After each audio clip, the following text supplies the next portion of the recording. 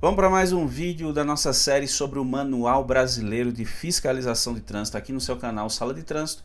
Você já sabe, todo vídeo uma ficha de fiscalização diferente em que nós apresentamos a ficha, fazemos nossos comentários, nossos apontamentos. E você que é profissional da área ou de repente você cometeu essa infração, tem uma dúvida sobre essa infração, você vai ver isso de maneira detalhada aqui no Sala de Trânsito. Então vamos para a ficha de fiscalização desse vídeo, que é a infração do artigo 231, inciso 8 do CTB. A tipificação desse enquadramento é a seguinte, ó: transitar com um veículo efetuando transporte remunerado, esse é o grande detalhe, de pessoas ou bens quando não for licenciado para esse fim, salvo casos de força maior ou com permissão da autoridade competente. Aqui nós temos a tipificação resumida, que é o de transitar efetuando transporte remunerado de pessoas, quando não licenciado para esse fim, com esse código de enquadramento aqui. Por que eu estou destacando?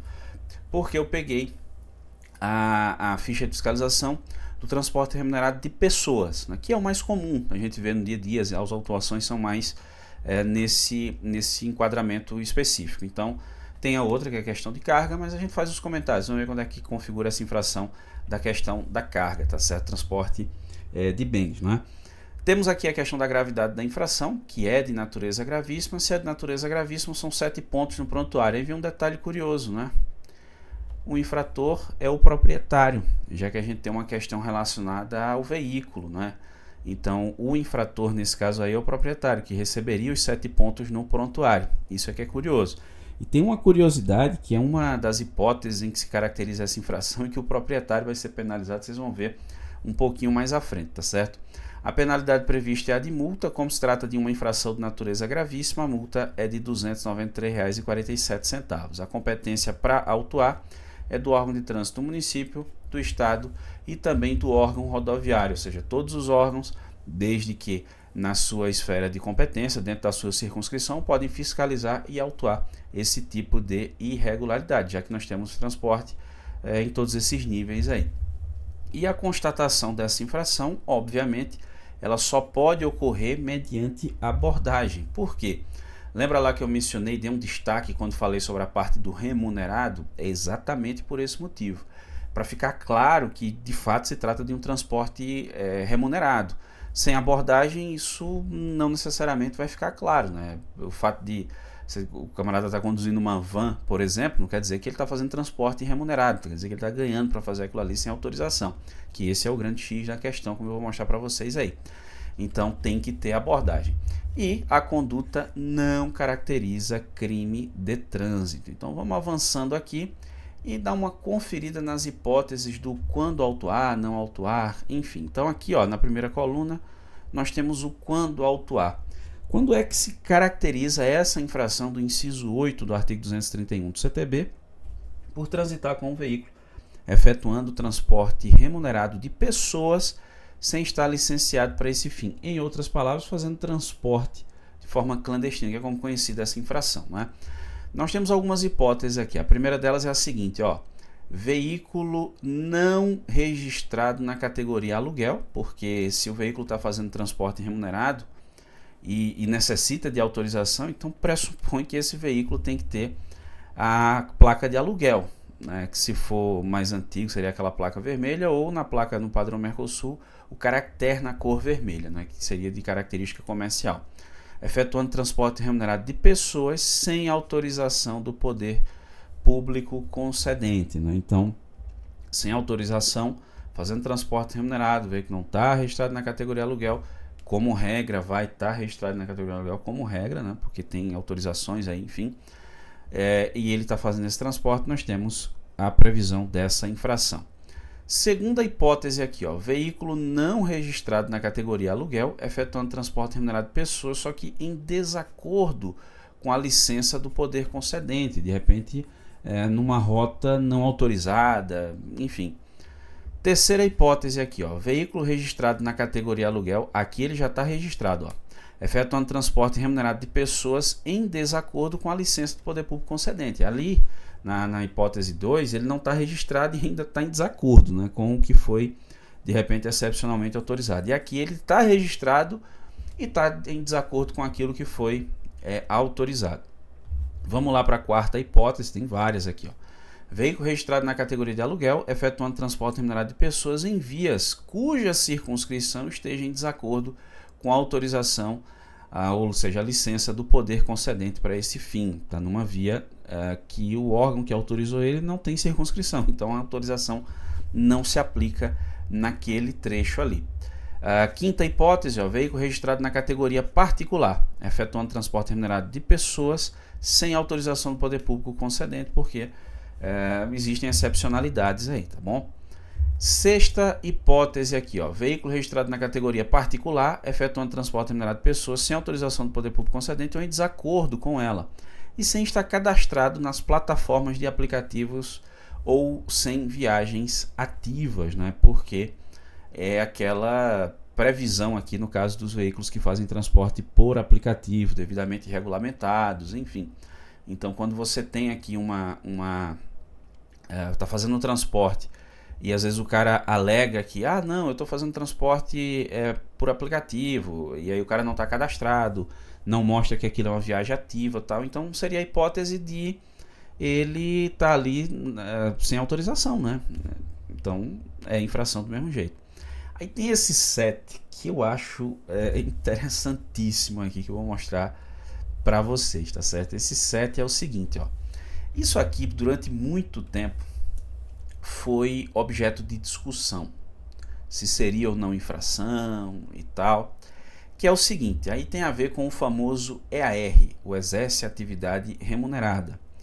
De acordo com o artigo 147 do CTB, nos parágrafos 3º e 5º, vai ser exigida, por exemplo, atividade remunerada, né, porque está condicionada ali à aprovação na avaliação psicológica, né, ou que algumas pessoas costumam chamar popularmente de exame psicotécnico, né, para quem está tirando a primeira habilitação ou para quem precisa ter o EAR na carteira, quem é aquela pessoa que trabalha como motorista, é condutor profissional, que ele ganha para dirigir. Então esse cara ele precisa ter o EAR na habilitação, ele tem que ter, porque a lei obriga. Só que a grande questão é que nós não temos um tipo infracional específico para enquadrar a falta do EAR, do Exerce Atividade Remunerada. E aí durante muito tempo gerou-se uma discussão nesse sentido. Eu lembro até que teve uma época que algumas pessoas defendiam a autuação no artigo 241, que é a infração de falta de cadastro. Só que assim, isso não é uma informação cadastral, na verdade. E tinha um outro porém, porque a infração ela só era configurada ou verificada no Detran e não pelo agente na rua. Então não tinha como autuar no artigo 241, né, que é a infração lá do cadastro do condutor. E algumas pessoas defendiam autuar no artigo 232 do CTB. Enfim, o fato é que era uma situação inusitada, curiosa. E continua sendo, vou dizer por quê. Nós tínhamos uma obrigação, ou seja, o condutor que é profissional, que exerce a atividade remunerada, ele tem que ter isso na carteira, obrigatoriamente, mas nós não temos uma punição quando o cara não tem. Indiretamente, você tinha alguns problemas, né? Por exemplo, o cara é taxista, o cara de repente fez ali a autorização, tá lá, cumpriu os requisitos, né, junto ao poder público concedente, inclusive apresentou o EAR, tudo certinho. E aí quando ele precisar renovar aquela autorização dele, vai que nesse meio tempo a carteira se venceu e ele não refez a avaliação psicológica para manter o EAR na carteira, né? Então o poder público concedente não poderia permitir que ele continuasse explorando a atividade. Então perceba, a infração seria nesse mesmo artigo 231, inciso 8. Mas não seria pela falta do EAR, mas pela falta da autorização, né? Como a gente viu aí. Já que, por exemplo, para ser taxista, né, o cara é condutor profissional, ele teria que ter o EAR na carteira. E se ele não tem, o poder público concedente, como regra, não poderia autorizar esse cara a exercer a atividade, né? Então tem esse problema. E aí, o CONTRAN acabou incluindo na ficha de fiscalização do artigo 231, inciso 8, né, justamente essa infração pela falta do EAR. Ou seja, o cara que não tem EAR, ele vai ser autuado nesse artigo 231, inciso 8, quando for obrigatório. Como está escrito aqui, ó. Condutor efetuando transporte remunerado de pessoas não constando no RENASS que exerce atividade remunerada. Pode ser, por exemplo, um taxista, como eu falei, pode ser um mototaxista, um condutor profissional de modo geral. Aí o curioso, né, é que, imagina, um condutor de transporte coletivo e o veículo é de propriedade da empresa. Vê que situação curiosa. o cara é abordado, o agente da autoridade de trânsito verifica que ele não tem AR, aí autua no artigo 231, inciso 8, e os pontos vão para o proprietário do veículo, né? Porque a infração, como nós vimos no início, é de responsabilidade do proprietário, pela falta de uma irregularidade na habilitação do condutor. Tem uma outra crítica também que é feita, eu endosso ela assim como essa que eu falei, que essa é uma infração relacionada ao veículo, uma autorização para aquele veículo explorar a atividade. E aí, essa falta do AR é uma questão de habilitação, né, e não do veículo. Então, assim, é algo que, claro, se na prática ocorreu, a gente vai autuar. A norma está posta, está em vigor, quem não concorda, enfim, tem os meios de discutir isso na justiça. Mas aqui, né, no campo dos estudos, né, na sala de aula, assim falando, né, fica a nossa discussão, nosso debate, se isso estaria ou não correto. Na minha visão, me parece um equívoco, pelos motivos que eu expus para vocês. Mas assim, como a norma está posta, ela está em vigor, se o agente da autoridade de trânsito ele aborda e constata, ele vai autuar e assim, está correto porque está na norma. A discussão é no outro campo, né, que seriam levar para discussão judicial, se está correto isso aí, porque não é um tipo infracional específico. Como eu disse, é uma infração relacionada ao veículo, uma falta de autorização para aquele veículo explorar a atividade, e não uma infração relacionada à habilitação. Tivemos tantas mudanças no CTB, o legislador bem que poderia, se assim entendesse, criar um tipo infracional específico pela falta do EAR. Até porque o EAR, ele traz essa possibilidade de autuação, mas ele traz vantagens também para o profissional. A gente não pode esquecer isso. Por exemplo, o cara que tem AR na habilitação, eu não tenho. Minha habilitação é AD, eu tenho categoria D porque dava aula em cursos especializados, né? Escolar, coletivo, e aí a lei exige que eu tenha essa categoria para poder ter o curso e consequentemente dar aula. Então, eu não tenho atividade remunerada, porque eu não conduzo o veículo profissionalmente. No meu caso, minha habilitação, se eu cometesse 3 infrações gravíssimas, daria 21 pontos, seria motivo para instaurar o processo de suspensão da minha habilitação. O cara que tem AR, independentemente da categoria, viu? Esse cara só vai ter a habilitação suspensa se ele alcançar 40 pontos no prontuário no período de 12 meses, tá certo? Independentemente da quantidade de infrações gravíssimas, sem contar que, se ele chegar nos 30 e não mais do que 39 pontos no prontuário, ele ainda pode fazer o curso preventivo de reciclagem, né? Que zeraria aquela pontuação, ele teria que levar mais 40 dentro dos 12 meses para poder instaurar o processo de suspensão. Então veja que é uma grande vantagem para o profissional. Não é que isso beneficie o infrator, eu prefiro não enxergar dessa forma. Eu prefiro enxergar que o cara é profissional de trânsito, ele está no trânsito de uma forma mais constante do que eu ou do que você que não é profissional da área, me refiro ao profissional do volante. Eu trabalho com o trânsito, mas não sou profissional do volante, né? Eu trabalho na docência. Então assim, a probabilidade de eu errar no trânsito, todo mundo é falho, o ser humano ele está sujeito a erros, ela é menor do que aquele cara que está o dia inteiro, 8 horas, 10 horas por dia, às vezes na direção de um veículo. A probabilidade, aí eu vou fazer uma analogia com o futebol, a probabilidade de erros de passes do cara que joga 90 minutos é bem maior do que aquele cara que entrou faltando 10 minutos para o jogo acabar. Isso é uma questão óbvia, né?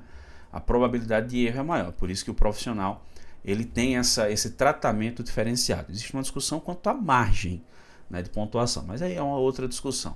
Mas enfim, saiba que a falta, né, dessa informação no campo de observações do documento de habilitação, o EAR, que é o exercício de atividade remunerada, quando o condutor precisar ter isso na habilitação, é infração justamente nesse inciso 8 do artigo 231 do CTB, tá certo?